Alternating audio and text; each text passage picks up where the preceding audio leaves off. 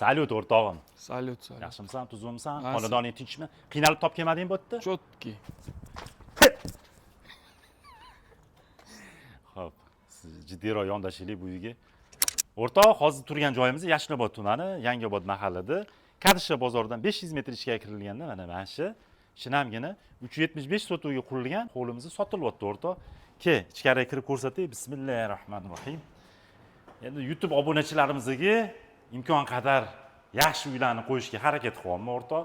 Bu xonadonimiz 100% pishgan g'ishtdan qilingan. Xonalar soniga keladigan bo'lsa, xonalar soni 7 ta bo'lyapti. Mana bunaqa chiroyligina zelyoniy zona. Endi 375 sotu imkon qadar nima deydi? Minimalizmga harakat qilishgan xonadon egalari. Keyin ichkarini ko'rib chiqamiz. Qara, uzungina koridor. Bu yerda sanuzullarimiz, hop bu yerda qara. Tualetimiz joylashgan.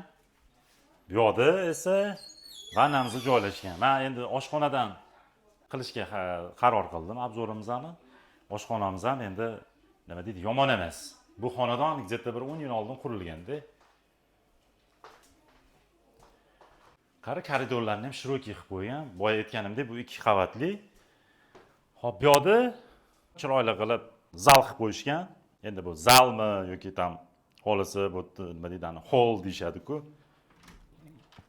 Keyingi joyimiz рабочий stol, ya'ni xonadon egalari endi bu yerda ish qilishadi, endi o'zini kompyuterda qiladigan ishlari bor. Xolisi bu yerda рабочий stol qilsin, xolisi bu yerda zal qilib o'sha mehmonlar kutib oladigan joy qilsa ham bo'ladi. Keyingi joyimiz xonadon egalariga o'ziga mana chiroyli qilib spalni qilib qo'yishibdi. Spalnilari ham takoy endi oldin bo'ladi, kelin bilan kuyovning xonasi bo'lardi, bilasam. Shunaqa qilib remont. O'sha 10 yil oldin qilingan remont edi, o'rtoq. Lekin bemalol kirib yashashlik. Tayyor, kirasizlar, yashaysizlar. Tepa qavatimizda 3 ta xona bor, bitta katta holi bor. Uni ham hozir birgalikda ko'ramiz.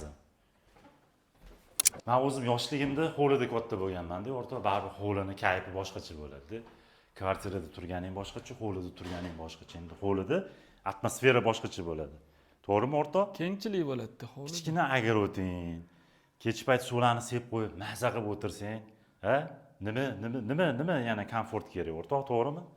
O'zingning uying qo'shnilar chiqib bezovta qilavermaydi. Qarashni. Bu yoqda ham mana yana bitta xona qilib qo'yishgan. Endi holisi, endi bu ham spalni deb o'ylayman. Kattagina spalni. Bu yerda ikkita oila bemalol yashasa bo'ladi, o'rtoq. 375 sotiq, fasadi 25 ga 15 bo'lyapti. Ya'ni uzunasiga 15, yo'q, uzunasiga 25 bo'lyapti. Eniga 15. Xo'p, bu yoqda ham yana bitta xonamiz. Bu yerda katta spalni borishdi, o'rtoq, qarang. Kengligini qarang bu yerda. Yuraysiz qilmaydi, patologlari keng ekan. Keyingi xonamiz endi kichkina bolajonlarimiz uchun.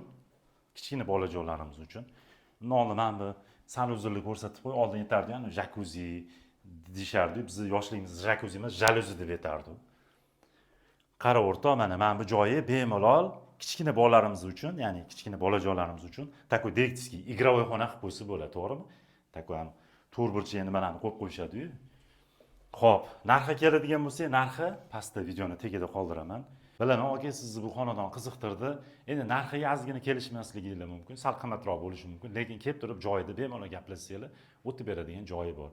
Akalar, xonadonimiz srochni sotilyapti. Bizga aloqaga chiqinglar. Bu xonadonni kelib ko'rib, agar jiz qiladigan bo'lsa, bosadigan joyi.